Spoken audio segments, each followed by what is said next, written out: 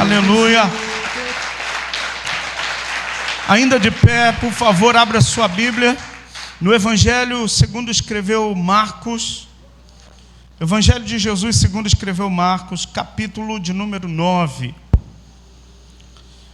A juventude da igreja está lendo o Evangelho de Marcos, é isso mesmo? Qual capítulo vocês estão? Então é hoje. Então vamos lá. Eles começaram lendo Romanos, depois fomos para Mateus, aí entramos Atos, 1 Coríntios, 2 Coríntios, Gálatas, Efésios, Tessalonicenses, Colossenses, Filipenses. Foram lendo todas as epístolas, chegaram em Judas e aí estão retornando para o Evangelho, que a gente está aquecendo porque eu vou entrar com eles em Apocalipse e vai ser fera. Então vamos lá. Se você também quer entrar, um capítulo por dia. Um capítulo. Você vê mais do que um episódio da série que você vê. Eu sei, Deus está me revelando agora, aleluia. Você vê mais de um episódio daquela série. Você vê. Pega um capítulo, leia um capítulo por dia. Separa 5 minutos, você ora. 5 minutos, você coloca uma música como essa que a gente acabou de adorar. Adora a Deus. E depois você separa um tempo para você ler a palavra de Deus. Eu quero dizer, seu dia vai ser melhor. Deus vai falar poderosamente ao seu coração. Eu tenho certeza que você vai encarar os desafios do dia bem diferentes. Então vamos lá, Evangelho de Jesus segundo escreveu Marcos, capítulo 9. E eu quero agradecer. Hoje eu vou pregar com a Bíblia que eu recebi de presente de vocês no dia do meu aniversário. O melhor presente que eu ganhei, depois do da minha esposa, ela me deu uma outra Bíblia de estudos, a NAA. Depois eu recebi essa King James. Eu quero ler ela hoje junto com você. O texto que a gente vai ler está na versão da King James. Então vamos.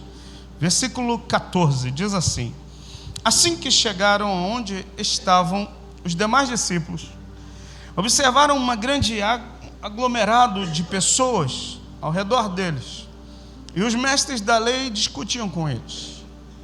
Eu vou repetir. Assim que chegaram onde estavam os demais discípulos, observaram um grande aglomerado de pessoas ao redor deles, e os mestres da lei discutiam com eles. Olha para o seu vizinho e diz: os mestres da lei vivem discutindo. Verso 15: logo que a multidão percebeu Jesus, tomada de surpresa, correu para ele e o saudava. Então Jesus dirigiu a palavra aos escribas e os inquiriu: o que vocês estão discutindo? Ou o que discutis com eles? Contudo, um homem no meio da multidão replicou: mestre, trouxe-te o meu filho que está tomado por um demônio que o impede de falar. Onde quer que ele o toma, joga-o no chão. Então ele espuma pela boca, range os dentes e fica todo enrijecido. Roguei aos teus discípulos que expulsassem o tal espírito, mas eles não conseguiram.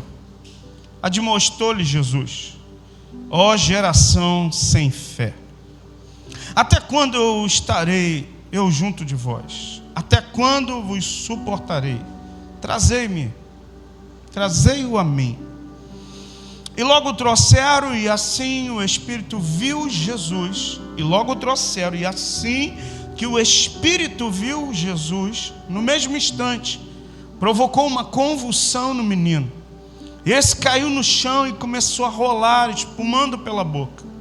Então Jesus indagou ao pai do menino: há quanto tempo isso está acontecendo? E o pai declarou: desde a infância. Muitas vezes esse demônio o tem jogado no fogo e na água para matá-lo. Todavia, se tu podes fazer algo, tem compaixão de nós e de alguma maneira ajuda-nos.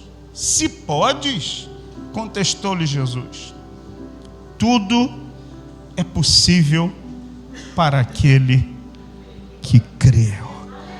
Tudo é possível para aquele que crê. Imediatamente o pai do menino asseverou: creio, ajude-me a vencer a minha falta de fé. Percebendo que o povo estava Se juntando, repreendeu o espírito imundo e determinando: espírito mudo e surdo, eu te ordeno, deixa este jovem e jamais tome-os novamente. Então o demônio berrou, agitando o jovem, violentamente o abandonou. O menino ficou desfalecido, a ponto de todos afirmarem: ele morreu. Entretanto, Jesus, pegando a mão do menino, levantou e ele ficou em pé. Mais tarde, quando Jesus estava em casa, os seus discípulos o consultaram em particular: por que razão não fomos capazes de expulsá-lo?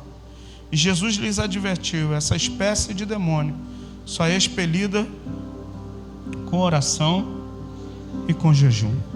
O Espírito Santo fala conosco agora, nos instrua nas Escrituras Sagradas, e que mais uma vez nessa noite fé esteja sendo injetado no nosso coração.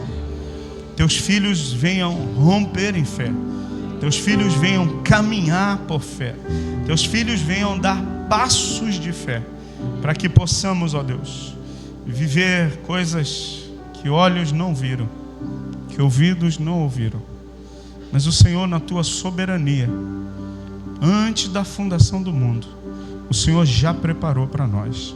Fala o nosso coração. Essa é a nossa oração em nome de Jesus. Se você crê, diga amém. Tome seu assento glorificando a Deus. Eu quero continuar a falar sobre aquilo que começamos a falar domingo pela manhã. Falei domingo pela manhã, e se você quer ouvir a mensagem de domingo da manhã, essa turma que trabalha na igreja, na comunicação, eles são maravilhosos mesmo. Eles estão gravando todas as mensagens que é pregada, tem colocado no canal da igreja do YouTube, e você depois tem acesso para você ouvir essa mensagem. Ontem eu fui dormir ouvindo eu mesmo pregar, e você acredita que eu mesmo chorei, eu pregando, irmão? Eu fui dormir até mais crente depois disso. Escuta, eu acho que tem alguma coisa boa lá que você pode ouvir. Então, te indico aí, acessa lá o canal da igreja, Igreja da Aliança Realengo-RJ, e depois você ouve. Além de você ajudar o pessoal da mídia, escuta, você não está ajudando o pastor, porque tem gente, não vou ouvir não, porque eu vou ajudar o pastor quer ficar famoso. Escuta, você não vai me ajudar não, cara. Você vai abençoar esse povo aí, porque é a maneira que eles entenderam de comunicar o evangelho. Eu fui muito impactado por uma fala do Edson. Eu sempre, quando ele vem me entregar o microfone aqui, eu falo assim: vai durar até o final do culto? Porque às vezes eu estou no auge da mensagem, Deus está me entregando, o anjo aqui do lado com um rolo na mão, desenrolando o mistério, e eu estou lá, acabou o som do microfone. E aí eu fico assim, cheio do Espírito Santo quando isso acontece. E aí eu comecei a perguntar a ele: vai durar até o final a bateria? E um dia ele me olhou com uma cara assim, de não estava muito amigo. Eu falei: eu acho que o Edson não gostou do que eu falei. Aí quando acabou o culto, o pessoal foi embora, ele veio aqui se despedir. Eu falei assim: campeão, você ficou chateado com o que eu falei? Ele falou: fiquei, pastor. Eu falei: cara, então me perdoa, eu não quis magoar você. É porque às vezes eu estou no alto da mensagem e acaba a bateria do microfone, eu perco a linha de pensamento, eu esqueço onde eu estava. Eu não queria que você se sentisse mal por isso, me perdoe e tal. Ele: não, pastor, é porque o senhor prega com a mensagem que Deus deu para o senhor, e eu prego o evangelho quando eu opero o áudio. Eu aprendi que a minha maneira de pregar o evangelho é quando eu estou operando o áudio. E essa turma, enquanto eles estão gravando a mensagem, eles estão pregando o evangelho, talvez até para mais pessoas do que eu estou pregando. Porque a mensagem, quando você compartilha essa mensagem, ela chega em lugares que tem gente que não vai estar aqui, mas vai ouvir. Então assim, você quer ser um multiplicador de boas notícias e boas novas? Vai lá, pega o link, dispara, alguém vai ser abençoado. E de alguma maneira o trabalho que eles estão tendo, todos os cultos, você vai embora daqui, o culto vai terminar hoje mais ou menos 10 para meia-noite, mais ou menos. Você riu, me deu confiança. Escuta, quando a gente terminar o culto, você vai logo para sua casa. O pessoal da mídia, eles ficam ali editando e eles ficam assim, dando um nome para a pregação que eu fiz aqui. No domingo, por exemplo, eu não dei um tema para a mensagem. Eu falei, eu vou falar sobre incredulidade. E aí quando eu cheguei em casa, eu fui almoçar, abri meu celular, aí estava lá, abandone a incredulidade. Pastor Júnior mencionou. Eu falei, caramba, cara, eu preguei isso, eu nem sabia. Então assim, eu ainda dou trabalho para eles, porque eu não dou o tema da mensagem, e eles ficam lá, cara, o pastor falou isso, então dá para a gente colocar esse tema aqui.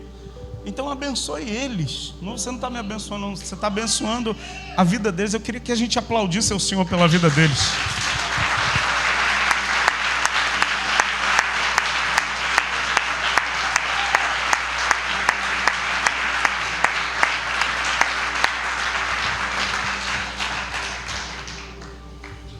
Hoje também não tem tema. Prepara um potente aí, para eu ficar até arrepiado em casa. Eu só quero continuar falando, porque Deus está me movendo a gente falar sobre esse assunto. Sobre a gente vencer a incredulidade. Porque ela é... O que é incredulidade, pastor? Incredulidade é a falta de fé.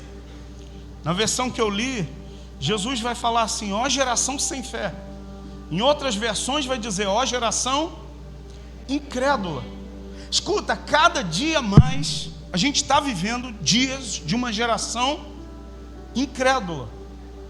Meu irmão está trabalhando como pastor em outra nação, e o local onde ele está trabalhando é um local onde foi o berço do Evangelho, onde grandes pregadores do Evangelho, dali de onde está o Evangelho, chegou até nós aqui no Brasil. Muitos missionários vieram da América para cá. E a última vez que ele esteve aqui, eu perguntei a ele, como é a igreja lá nos Estados Unidos? Como é a igreja na localidade onde você está? Ele falou, a igreja lá é muito rica. Inclusive eu já peguei a chave de 3 igrejas, com dinheiro na conta, com muitos dólares na conta. Mas o pastor, ele pegou a chave da igreja e falou assim, desisto do ministério. Tinham 10 idosos, a maioria esmagadora. Quando ele pregou aqui, ele deu dados. Se não me engano, mais de 75% dos jovens da região onde ele está, em Boston, Massachusetts, eles não acreditam que Deus existe. Você tem noção disso? Ele falou, Júnior, eu passei em lugares que eram uma igreja histórica, hoje é um pub, é um bar, onde os caras vão para tomar cerveja, encher a cara e ver jogo de futebol. Sabe por quê? Por causa da incredulidade. Porque a fé foi se esvaindo. Escuta, Satanás não quer, eu vou repetir o que eu falei domingo pela manhã, Satanás não quer que você saia da igreja. Satanás quer que você esteja aqui dentro sem fé. Porque se você não tem fé, a Bíblia diz em Hebreus capítulo 11, verso 6, ora, sem fé é impossível agradar a Deus. O que adianta a gente estar aqui dentro sem agradar a Deus? Eu posso cantar a canção mais linda e todo mundo está cantando. Eu posso dar a maior oferta da noite. Eu posso dar o meu corpo para ser queimado. Eu posso dar roupas em donativo para outras pessoas. Mas sem fé, tudo é vazio e não agrada a Deus. E eu quero dizer que a igreja chegou até aqui por causa da fé. A igreja chegou até os dias de hoje porque homens que romperam em fé, eles entregaram a própria vida. Alguns foram cerrados ao meio, outros foram crucificados de cabeça para baixo, outros passaram por naufrágios, tantos e tantos e tantos e tantos desafios para a gente ter um exemplar da Bíblia Sagrada.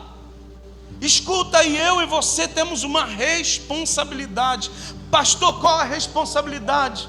Continuar transmitindo, não apenas crendo e transmitindo para essa nova geração que está aqui me ouvindo, para quando eles crescerem, porque eles vão sentar nas cadeiras das faculdades, e na cadeira da faculdade a minha filha vai ouvir, Deus não existe, a Bíblia é um mito, é uma historinha, porque desde a minha avó eu estou ouvindo que Jesus vai voltar, e até agora não voltou, e essa geração está sendo bombardeada por essa informação, querendo fazer com que eles percam a fé. Mas eu quero dizer dizer: aquilo que depender do altar dessa casa, aquilo que depender daquilo que sai desse altar aqui, vai sair brasa de fogo para incendiar o coração dos jovens, homens e mulheres, para a gente sair daqui. E quando disserem assim: você é antiquado, você é ultrapassado, você é retrógrado, você é isso, você é tradicional, você vai dizer: obrigado pelos elogios que você está me dando, mas eu não abro mão da minha fé. Você está entendendo isso, meu irmão? Eu vou continuar pregando sobre isso, querido. Por quê, pastor? Porque é um vírus que entra, é muito sutil, que vai roubando a nossa fé e vai fazendo a gente relativizar coisas, vai fazendo a gente pensar: não, mas isso não é bem assim. É um tema que o meu pastor falou alguns meses atrás sobre permissividade. A gente permitir algumas coisas. Não, mas pode isso, mas isso aqui, mas aquilo ali. A gente vai permitindo essas informações entrarem. E quando a gente se dá conta, a gente está longe, tão frio, tão distante, tão vazio. E a gente diz assim: eu não sinto mais a presença de Deus. Eu quero dizer, querido, todas as vezes que você subir nesse lugar, você suba com temor e tremor. Você suba aqui e, sabe, cause... Pastor, quando o senhor sobe aqui para pregar, o senhor começa a suar, dor de barriga, frio na espinha. Por quê? Porque eu não estou falando para um público qualquer, eu estou falando para a noiva do Cordeiro. Eu estou falando para a igreja de Jesus, a igreja que Ele morreu lá na cruz, derramou o sangue dele para redimir esse povo. E quando eu subo aqui, irmão, eu subo com zelo, com temor e tremor muito grande, porque esse lugar não é outro lugar senão a casa de Deus. Você está entendendo isso? E eu quero pregar sobre isso hoje, porque esse texto vai falar de um momento assim excepcional. Pastor, o que é excepcional? É algo fora do natural, algo fora do normal. Jesus pega 3 discípulos: Pedro, João, o Pedro, o João e o Tiago. O The Chosen vai chamar ele de Tiaguinho. Você viu a série? Vai lá, Pedro, Tiaguinho e o João. Jesus fala: vem comigo. Jesus leva os 3 porque os 3 eram mais íntimos. E eu quero dizer, quanto mais íntimo de Jesus você for, mais você vai experimentar dele. Quanto mais perto de Jesus você estiver, mais você vai entender o coração dele. Jesus tinha os 3 que andavam mais perto, mas dos 3 tinha um que era o único que colocava a cabeça no peito. Era o João.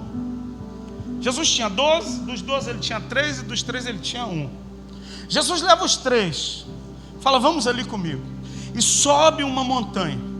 Quando chega lá em cima da montanha, Jesus decide revelar um pouco da glória que ele tinha. Ah, irmão, quando eu leio esse texto eu falo: cara, que momento que aqueles 3 viveram. Porque olha o que diz a Bíblia, deixa ela aberta e abre o coração também. Versículo 1 do capítulo 9 diz assim: então lhes falou Jesus: com toda certeza eu vos asseguro que alguns dos que aqui estão, de modo algum passarão pela morte, até que venha o reino de Deus chegando com poder. Passados 6 dias, tomou Jesus consigo Pedro, Tiago e João, e os conduziu a um lugar retido, no alto de um monte, aonde puderam ficar o quê? A sós. E ali ele foi transfigurado diante deles. Escuta, é no lugar sós, é no lugar do devocional, é no lugar da intimidade, é no lugar do jardim, seja lá como você quiser chamar. Sabe aquele momento que você tem retirado, você e Jesus? É nessa hora que Ele quer revelar a glória dEle para você. É nessa hora que Ele quer revelar o coração dEle para você. É nessa hora que Ele me dá a palavra que eu prego aqui. É nessa hora que Ele me leva as lágrimas e me enche de ânimo, falando: Júnior, continua a sua jornada. Nessa hora, é no momento devocional, é que Ele enxuga as nossas lágrimas dos olhos e diz: meu filho, tenha bom ânimo, não temas. Eu quero dizer para você, você não quer perder a fé e não quer ser a geração incrédula, procura urgentemente na rota da sua vida encontrar o lugar para você chegar nesse ambiente chamado lugar secreto, meu irmão. Sabe, coloca hoje aí no teu GPS, lugar secreto. Você precisa ir para lá. Pastor, como é que consegue? Irmão, eu sirvo a Deus desde que eu costumo contar a época que eu cheguei aqui em Realengo. Cheguei aqui em 98 com a Cristiane. Cristiane tinha 18, eu tinha 21. Estava partindo para os 22 anos. E a gente começou a servir a Deus na igreja do meu pai. Meu pai era o pastor, eu sabia 2 versículos da Bíblia, e eu sabia que eu amava a Cristiane e ia casar com ela. Eu só sabia disso, irmão. E eu sabia tocar violão também e guitarra. E a gente chegou para servir. Desde então, escuta, meu coração, cada dia mais eu tenho experimentado mais de Deus. Talvez você pergunte: pastor, como é que a gente faz para manter tanto tempo assim? Só tem uma maneira: é a gente descobrir o lugar secreto. Escuta, atividades eclesiásticas não prendem ninguém aqui na casa de Deus. Ah, pastor, é porque se eu pregar eu fico firme. Mentira do diabo para você, cara. Não, quando eu tô, pastor, se o senhor me der um cargo, o senhor vai ver que eu vou ficar firmão. Vai nada. Você vai se enganar.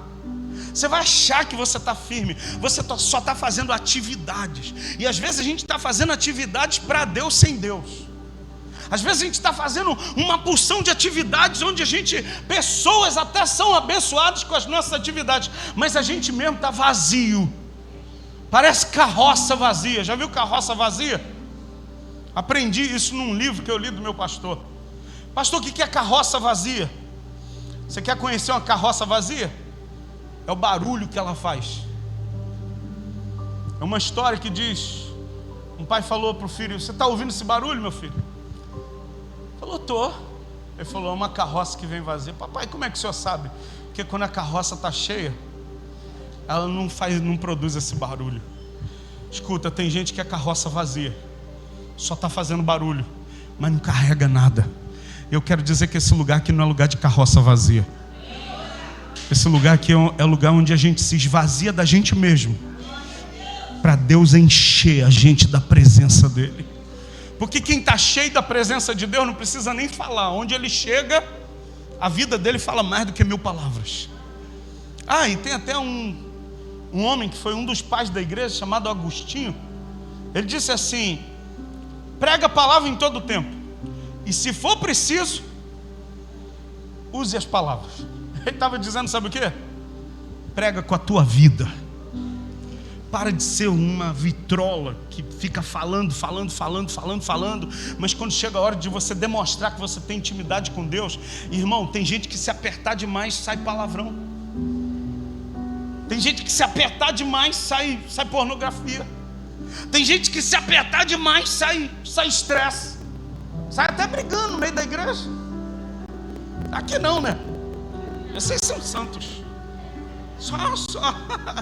Só ali na rua Oliveira Ribeiro. É, Padre Miguel, onde mora um pastor ali. Escuta, pastor, como a gente vence isso? Fé. Abra sua Bíblia, por favor. Hebreus, capítulo 11. Livro de Hebreus. Eu sei que eu tenho pouquíssimo tempo aqui, mas eu quero aproveitar bem esse tempo junto com você. Hebreus, capítulo 11.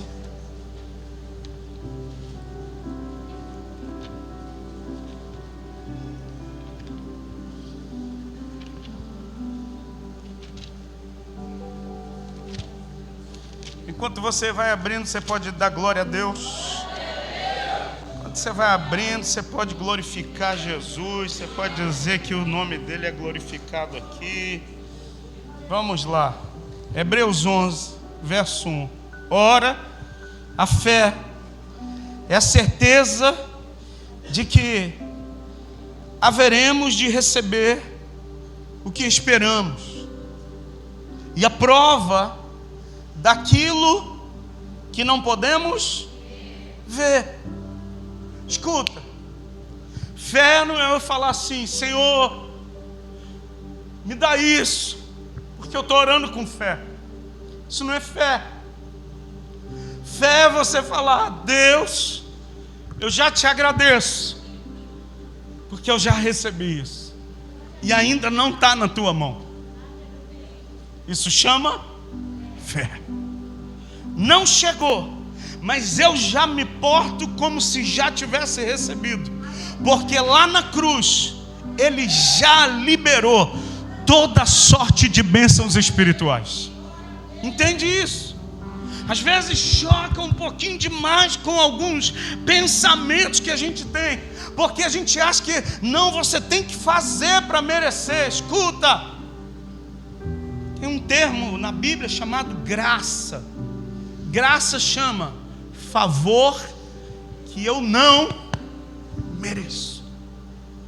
E quando eu acesso a graça de Deus, ela me leva a viver em fé. E quando eu vivo em fé, eu vou sair daqui já agradecendo por aquilo que eu preciso, que ainda não chegou nas minhas mãos, mas eu já agradeço como se já tivesse nas minhas mãos, porque eu sei que Ele já liberou lá na cruz todas as coisas para mim.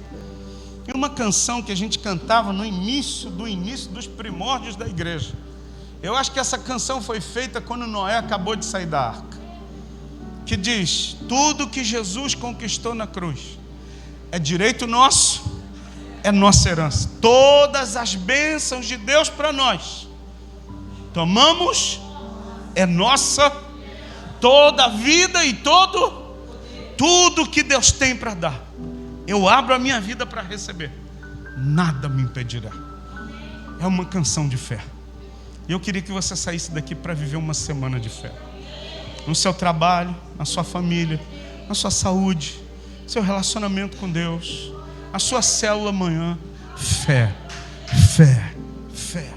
Volte lá para Marcos para a gente começar a pregar aquilo que Deus falou conosco. Vamos lá. Jesus leva os três, se transfigura, e agora no versículo de número 4, verso 3, diz assim: suas vestes tornaram-se alvas de um branco reluzente, como nenhum lavandeiro em toda a terra seria capaz de alvejar. Não tinha Vênus que fizesse esse processo. Verso 4: então apareceu à sua frente Elias com Moisés, e estavam conversando com Jesus. Pastor, isso aqui tem uns espíritas que dizem: isso aqui é uma aparição espírita. Não. Isso aqui é um entendimento da graça de Deus com a lei e os profetas. Deus revelando: olha, teve a lei, teve os profetas, e agora é o tempo da graça de Deus. Por isso aparece Moisés representando a lei, Elias representando o tempo dos profetas, e Jesus representando a nova aliança que foi feita conosco. O texto continua e diz assim, em verso 5: e Pedro, tomando a palavra, Pedro toma a palavra e diz assim: Jesus, ou Rabi, mestre, é bom estar aqui. Vamos erguer um tabernáculo, um para o Senhor, um para o Moisés e um para o Elias. E o texto continua e diz: Pedro não sabia o que estava falando, ou Pedro não sabia o que falar, pois ele havia ficado o quê? Eu aprendi uma coisa, irmão: não sabe o que falar, fala glória a Deus. Não sabe o que falar, fala aleluia, mas não fala besteira. O Pedro não sabia o que falar, ele fala: Jesus, Rabi, mestre, vamos montar 3 tendas, 3 tabernáculos, uma para o Senhor, uma para o Moisés e uma para o Elias. Porque ele estava maravilhado com o que ele estava vendo. Já teve algum culto aqui na igreja, na casa de Deus, que você saiu assim, falou assim: cara, que culto foi esse? Que presença de Deus. Que envolvimento com a glória de Deus que eu tive. Eu já vivi momentos aqui, já vivi momentos na minha vida com Deus, que eu falei assim, eu não sei se o céu desceu, se eu subi, o que aconteceu, eu sei que a glória de Deus envolveu a minha vida.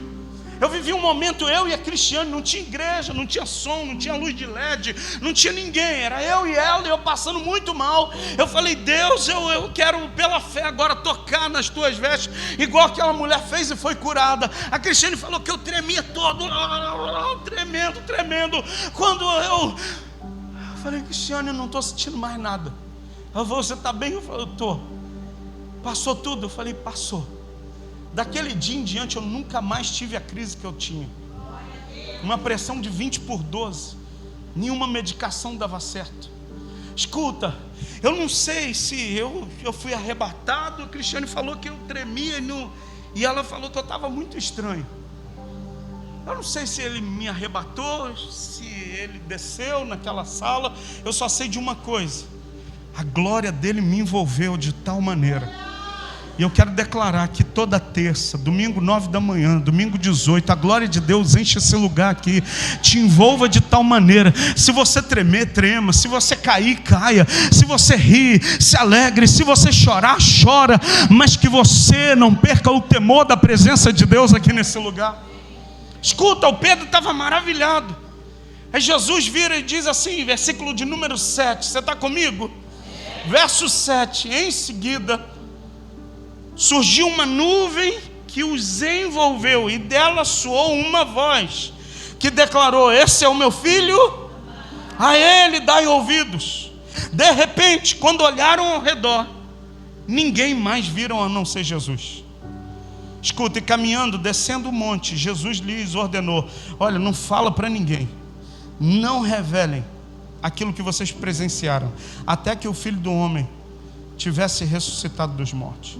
Jesus descendo do monte junto com os três, eles queriam ficar lá em cima, mas Jesus falou: não, tem coisa para a gente fazer lá embaixo. Eu quero te dizer, tem experiências que você tem aqui em cima que Jesus está falando, não é para você ficar aqui, você tem que descer, porque lá embaixo tem gente que está precisando. Dá uma catucada no irmão, diz assim: aquilo que você está experimentando hoje, você tem que descer, porque tem gente lá embaixo que está precisando. Tem gente na tua casa que está precisando. Tem alguém no BRT que está precisando. Tem um amigo seu que está precisando, irmão. Tem alguém que está precisando. E aquilo que eu experimentei de Deus aqui, eu preciso chegar lá embaixo e falar. E aí Jesus fala assim: olha, quando chegar lá embaixo, não fala o que vocês viveram aqui. Eles descem, só que quando chega lá embaixo, Jesus vai no lugar onde estavam os discípulos, o restante dos discípulos, e tinha um debate lá, porque os mestres da lei sempre andam debatendo. Escuta, não entra na roda de debate com o mestre de lei. Já viu? Tem gente que, não, porque na graça, e porque na lei, e porque blá blá blá blá, porque aleluia. Irmão, foge dessa galera. Foge dessa turma. Quando eu vejo alguém discutindo a respeito de alguma coisa, eu falo: ó, fica de boa aí que eu estou de boa aqui. Jesus não discutiu. Se Jesus não discutiu, por que eu vou ter que ficar discutindo Bíblia com alguém, irmão? Você está entendendo isso aí, sim ou não? Se você é minha ovelha, se você é meu filho na fé, quando alguém ficar querendo, não, mas porque olha, esse texto, o pastor falou isso, mas não é bem isso não. Tranquilo, irmão, fica com a tua interpretação. Eu preciso continuar ouvindo o meu pastor. Eu não cheguei no teu nível aí, você é muito elevado. Eu ainda não cheguei no teu nível. Eu vou ficar naquilo que o pastor está dizendo. É beabá, mas é o beabá que enche a barriga da gente. É o feijãozinho com arroz que deixa a gente fortinho, irmão. Porque tem gente que quer botar um monte de molho e está azedando tudo do evangelho. Tem gente que está botando uma porção de coisa. Escuta, vamos para a simplicidade do evangelho de Jesus. Amém? Eu posso ouvir um amém seu só para mim ficar em paz? Aleluia, irmão. Simplicidade do evangelho, Jesus simples. Olha o que diz o texto, versículo de número 15. Logo que a multidão percebeu, na verdade 14, assim que chegaram onde estavam os demais discípulos, observaram um grande aglomerado de pessoas ao redor deles, e os mestres da lei discutiam com eles. Sempre vai ter mestre da lei para discutir. Versículo 15. Logo que a multidão percebeu Jesus, tomada de surpresa, correu para ele e o saudava. E Jesus se dirige a palavra para os escribas e vai inquirir eles: o que vocês estão discutindo com eles? Contudo, um homem, escuta, tinha um cara no meio da multidão que ele não queria discussão, ele queria solução. Ele não precisava de discussão, ele precisava de uma resolução do problema que ele estava. O cara aparece com o filho dele impedido por um demônio de falar. E esse menino, todas as vezes que o demônio o tomava, jogava ele no chão com violência, ele espumava pela boca, sabe, era tão violento que jogava ele na água, jogava ele no fogo, e tinha vezes que quase que ele ia embora.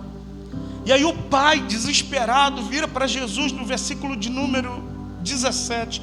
Contudo, um homem no meio da multidão replicou: mestre, trouxe-te aqui o meu filho que está tomado por um demônio que o impede de falar. Eu quero dizer que aquilo que estava impedindo você de falar, aquilo que estava impedindo você de expressar a fé, de você, sabe, declarar fé em Jesus. Pastor, isso acontece? Sim, eu já vi diversas vezes. Numa das vezes, eu e Cristiane, a gente estava orando para uma pessoa, ela estava possessa de um demônio. E a menina, quando ia confessar: Jesus Cristo é o Senhor da minha vida, o demônio tomava ela, e ela ficava: estou sufocada, e ficava endemoniada. Nós orávamos por ela, expulsávamos e orientávamos ela, líamos a Bíblia com ela: você precisa confessar Jesus. Ela falou: eu quero, mas na hora que eu vou confessar, algo prende a minha garganta, trava a minha voz e eu não consigo falar.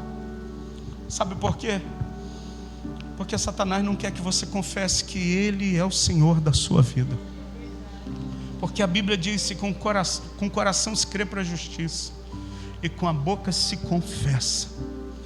E quando eu creio com o coração e confesso com a boca, diz a Bíblia Sagrada que você está salvo. E essa geração está impedida de falar. Essa geração está tolhida. Satanás está oprimindo essa geração de falar. Mas eu e você somos livres para falar do amor dele. Eu e você somos livres para abrir a nossa boca e falar: olha, Deus ama você, Deus ama a sua vida. Escuta, eu tenho usado meu telefone para pregar o Evangelho. Uma pessoa falou: pastor, eu quero ir à igreja hoje. Eu falei: venha. E aí depois Deus falou assim: não fala isso para ela, só para ela vir à igreja. Fala do meu amor para ela. Eu falei: olha, eu quero lhe dizer algo muito importante. Você é amado de Deus. A sua vida é preciosa para Deus. Jesus morreu na cruz pelo seu pecado, para te perdoar, para te libertar, para lhe curar e lhe dar uma vida abundante. Escuta, nós precisamos falar para essa geração que existe solução para elas, porque essa geração está impedida, sabe? Elas querem confessar, mas algo está travando aos ouvidos dela para que elas não ouçam, porque a Bíblia diz que a fé vem pelo ouvir. E ouvir o quê? Não é ouvir qualquer coisa, é ouvir a palavra de Deus. E como ouvirão, diz a Bíblia, se não tem quem pregue? E como crerão, meu irmão? Então eu quero dizer para você: sai daqui hoje, abre a tua boca e declara o amor de Deus para alguém. Abra a sua boca e fale do amor de Deus para alguém. Abra a sua boca não para entrar em roda de discussão, de debate. Não, abra a sua boca para dizer aquilo que Jesus fez por essa pessoa, por aquilo que Ele fez na cruz do Calvário. E você vai ver a obra maravilhosa da graça de Deus, que vai salvar o pecador, que vai tirar o cara da lama do pecado. Eu quero te dizer que eu fui salvo do pecado, você também foi salvo. Jesus nos resgatou. E se você foi resgatado por essa graça de Deus, meu irmão, dê o melhor aplauso ao nome de Jesus. Abra a tua boca e glorifique a Jesus e diz: a graça me alcançou, o favor de Deus me alcançou.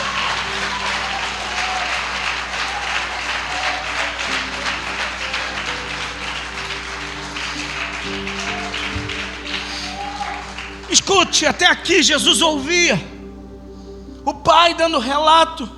Um demônio toma e impede ele de falar. Versículo 18, eu preciso encerrar.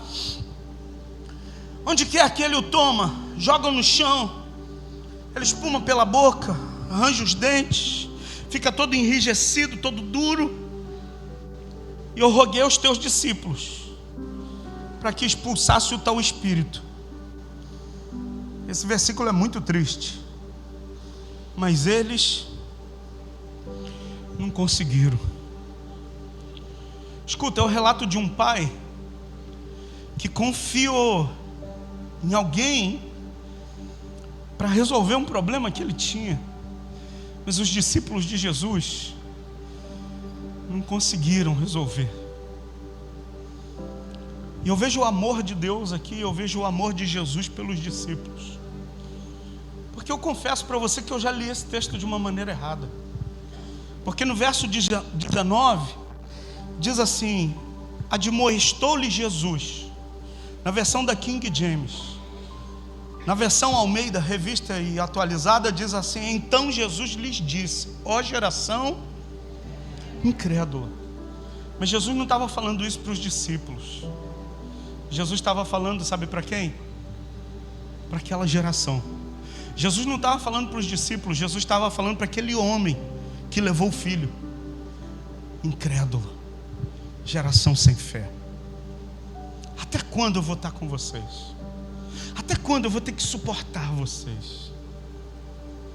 Aí Jesus foi duro com aquela geração, porque era uma geração que quando via pão e peixe se multiplicando, eles falavam: Ele é o Senhor. Era a geração que quando via um milagre acontecendo na vida do outro, Ele é o Senhor, Ele é o Filho do Deus vivo. Mas quando era a hora deles exercitarem a fé, eles não acreditavam.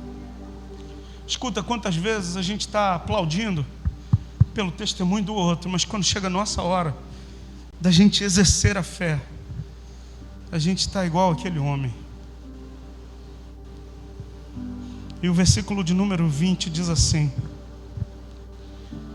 Jesus no verso 19, no final ele diz: me tragam ele. O verso 20 diz: e logo o trouxeram.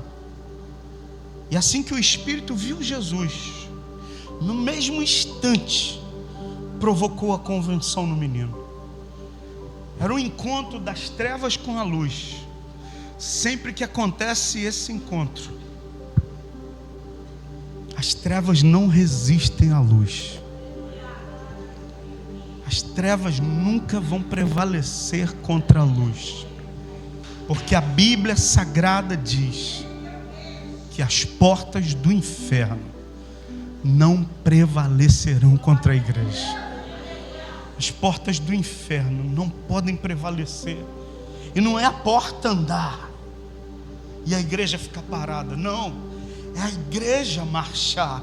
E tem uma porta, onde tem a porta, a igreja vai chegando, a porta vai se romper, a porta vai se abrir. As portas do inferno não vão resistir à igreja de Jesus, que vai sair daqui nessa terça-feira e vai andando para casa. Amanhã a igreja de Jesus vai entrar na sala de aula, vai entrar na sala da faculdade, vai entrar no local de trabalho. A igreja de Jesus está entrando, marchando, e aonde essa igreja chega, as portas do inferno não resistem, meu irmão. Não resiste. Algum tempo atrás, eu e Cristiane estávamos ali do outro lado. Ela me chamou para ir para uma loja que tem ali do outro lado, na Avenida Santa Cruz, que vende cosmético, do lado do banco, era Santander, não sei se ainda é Santander ali. Ela queria comprar algumas coisas. Eu falei: Cristiane, poxa, é chato entrar nessas lojas, a mulher fica olhando, creme daqui, dali, vai demorar. Ela falou: não, amor, vamos comigo, amor. Sabe, aí eu ouvi o clamor do coração dela e fui com ela. Eu já estava agoniado e eu ficava andando de um lado para o outro. Eu fico irritado porque aquele segurança acha que a gente está roubando. Eu detesto achar que eu estou roubando. E aí uns bitelos fortes, nem dá para brigar com os caras maior, mais forte, a gente vai apanhar, né? Eu falei: cara, esse cara olhando para mim, achando que eu estou roubando creme aqui, nem precisa desse negócio. Daqui a pouco uma confusão no meio da loja.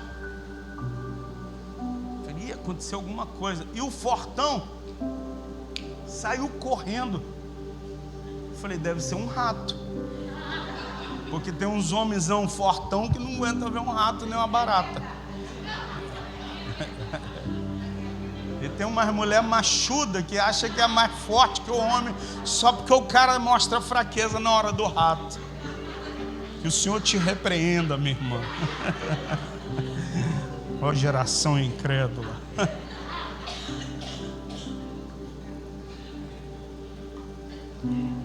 O fortão saiu fora. Eu falei, cara, o que é? Chegando perto, quando eu olhei uma senhora se debatendo, espumando na boca. Eu falei, está endemoniada. A Cristiane já sacou o kit dela, poder de Deus na terra, Bíblia, um vidrão de óleo. E quando eu olhei, ela já estava em cima já. Demônio, eu te repreendo agora, e já besuntando de óleo, sai agora.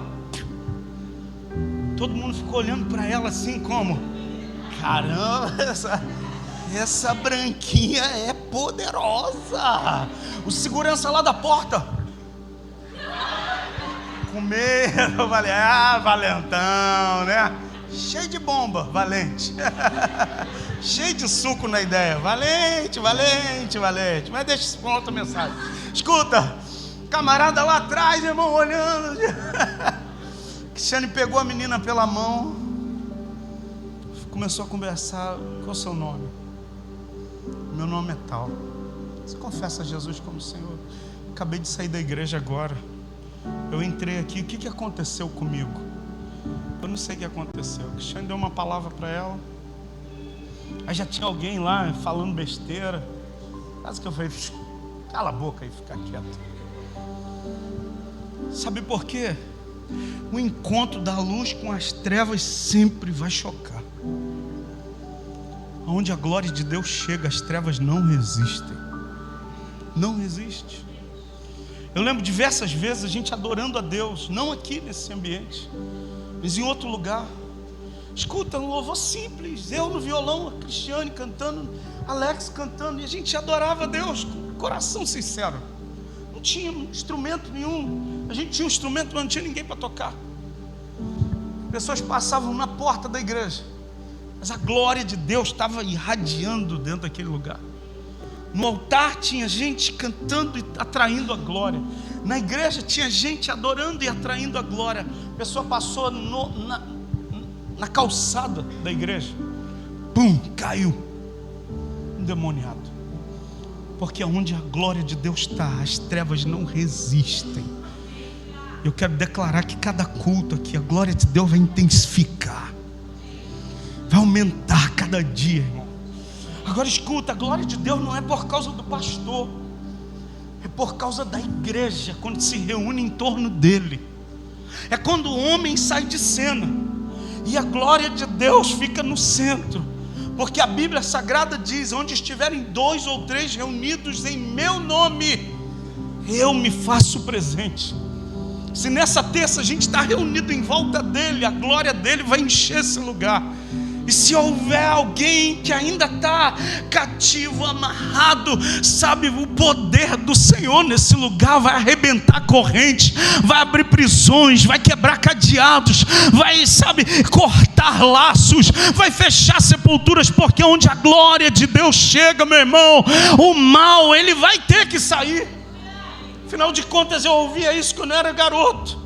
Tinha um cântico que se cantava, que onde a glória de Deus está, o mal tem que sair, a unção de Deus chegou aqui.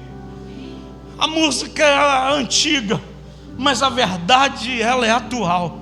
Onde a glória de Deus está, o mal tem que sair, meu irmão. E eu declaro que todo mal que está na sua vida, que está amarrando você, sabe, vai ter que sair. E eu não estou valorizando, pastor, eu vou cair aqui, eu vou me sentir envergonhado. Não, não é isso.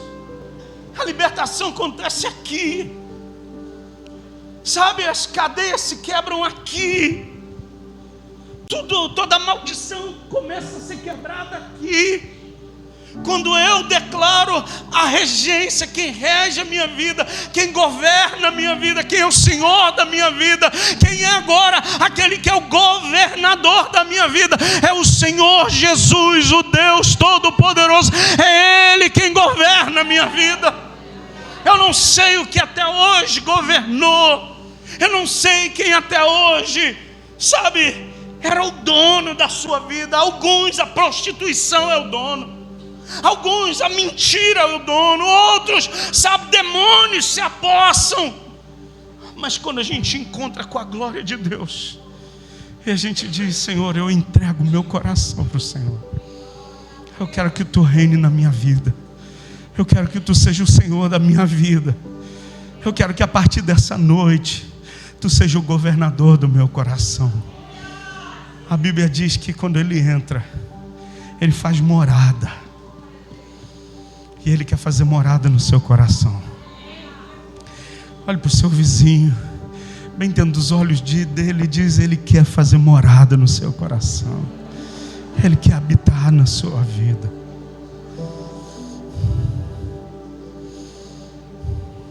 Eu preciso encerrar. Alguns meses atrás, no ano passado, eu entrei na casa desse casal, Marley e Roberto. Servia outros deuses, tantas imagens, tantas guias, muitas correntes. Aquele dia a glória de Deus entrou, quando eu e a pastora fomos visitar vocês. A glória de Deus só se tornou um pouco maior, porque no dia que vocês entraram aqui pela primeira vez, a glória de Deus tocou a vida de vocês. Quando eu fui visitar vocês, a glória de Deus só aumentou naquele lugar. E eu quero dizer que vai aumentar cada dia mais, cada dia mais, cada dia mais, cada dia mais. Escuta, mas Satanás é tão sujo, tão imundo, que alguém lá no barracão mandou um recado para o irmão Roberto, falou: manda dizer para ele que ele ainda é meu. E ele veio falar comigo. Eu falei: a Bíblia diz que ele é mentiroso desde o início, e há mais uma mentira dele, porque a sua vida agora pertence ao Senhor dos Exércitos. A sua vida agora pertence àquele que é o governador de todas as coisas. Sabe, ele fica armando mentiras, dizendo: a sua vida é minha, sua vida é minha, Patrícia, sua vida é minha, Raí, sua vida é minha, Raimunda. Mas a gente precisa declarar: Priscila, a minha vida eu entreguei a Jesus. E quando eu entreguei a minha vida para Jesus, Ele entrou, e quando Ele entrou, Ele fez morada. Quando Ele entrou, Ele começou a habitar e a reinar, e Ele começou a colocar tudo em ordem. Alguns aqui estão no processo de Deus pôr a casa em ordem. Ele está botando cada coisa no seu lugar, cada coisa no seu lugar. E é lindo quando a gente vê a obra de Jesus arrumando a nossa casa. Eu quero dizer para você nessa noite: deixe Jesus entrar na tua casa espiritual, porque onde Ele entra, estava o caos, estava um deserto, estava tudo destruído. Ele começa a pôr tudo em ordem, Ele começa a pôr tudo no lugar. Aonde existia mau cheiro do pecado, Ele começa a mandar embora todo o lixo, e depois Ele começa a perfumar com o perfume dEle, e a tua casa vai ser habitada pelo Espírito Santo de Deus, meu irmão.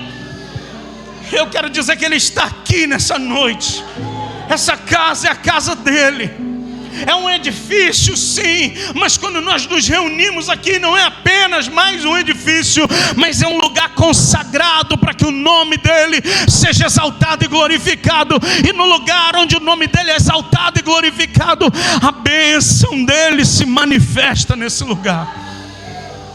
E eu quero encerrar, pois quando Jesus, Ele vai chamar no verso 19: ó geração incrédula, ó geração sem fé, até quando eu vou estar com vocês? Até quando eu vou estar junto de vocês?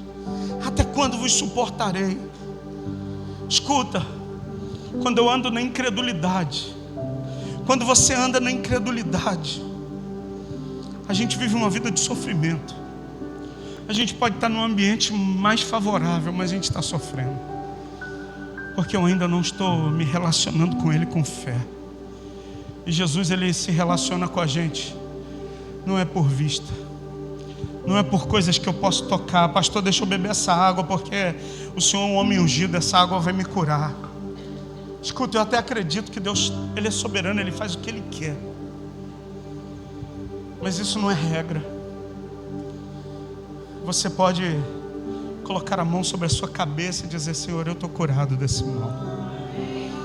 Você pode pôr a mão no seu peito e dizer: Senhor, eu já recebi pela fé. Pastor, por que o Senhor está dizendo? Porque eu já recebi curas pela fé. Ninguém podia orar por mim, ninguém podia fazer nada por mim, ninguém podia estender a mão para mim e fazer algo, mas eu sabia que Ele estava do meu lado. E eu sabia que se eu clamasse a Ele, Ele me responderia. Eu sabia que se eu levantasse a voz para Ele, os ouvidos dele estavam atentos à minha oração. A mão dele não está encolhida, mas a mão dele está estendida para abençoar. Você está entendendo o que Deus está falando com a gente? A nossa incredulidade faz a gente sofrer.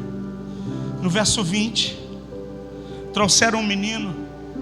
Quando Jesus se aproxima, o espírito maligno na vida daquele menino agita ele de forma violenta. Ele cai se revirando, espumando pela boca. Jesus muito tranquilo, porque ele sabia quem estava no comando.